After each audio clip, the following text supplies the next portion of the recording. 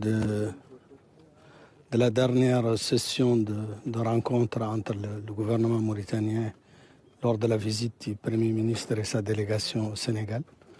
Il a été décidé de faire une visite dans les meilleurs délais pour pouvoir s'acquérir de l'avancement de ce projet aussi important pour les deux pays.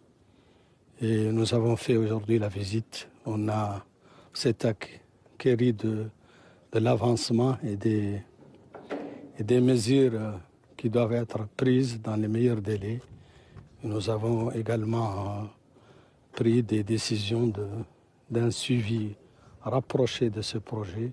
Un véritable projet d'intégration qui permet de connecter l'Afrique du Nord à l'Afrique subsaharienne.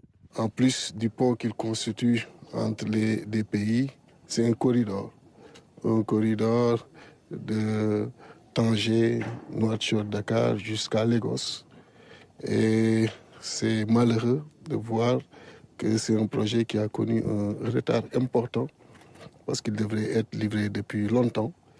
Mais comme l'a dit mon homologue, pour la première fois, l'entreprise a eu à envoyer un dirigeant de très haut niveau avec qui on a pu échanger sur l'importance, mais aussi l'urgence de finaliser ce projet-là.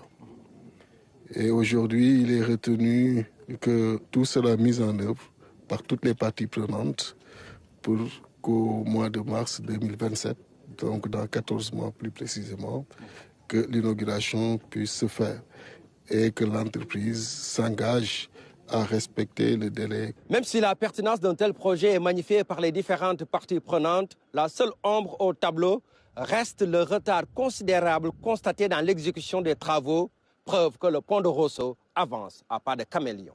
Nous allons mettre un suivi mensuel avec des visioconférences avec les ministres.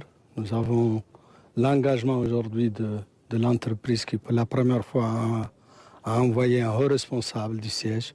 On mettra toute la pression pour que ce délai soit respecté. Des responsabilités partagées. D'abord avec les engagements que les États en un moment devaient respecter. Mais ce qui est sûr, une très bonne partie de cela a été faite. Mais aujourd'hui, tout pointe donc sur la responsabilité de l'entreprise en termes d'organisation sur le chantier. Et c'est pourquoi nous avons tenu à faire ce déplacement pour les mettre devant leurs responsabilités après que les États aient fait le nécessaire pour qu'elles puissent justement livrer le chantier à temps. Sur un autre point, la mission de contrôle a révélé beaucoup de cas d'inconformité. Et donc, on a fait des efforts pour mobiliser des matériels suggérés par l'UGP et la mission de contrôle pour accélérer l'exécution des travaux. Actuellement, le taux d'exécution des travaux est estimé à 40%. À terme, le pont de Rosso va renforcer davantage les échanges économiques entre le Sénégal et la Mauritanie, doublé d'un gain de temps énorme pour les usagers.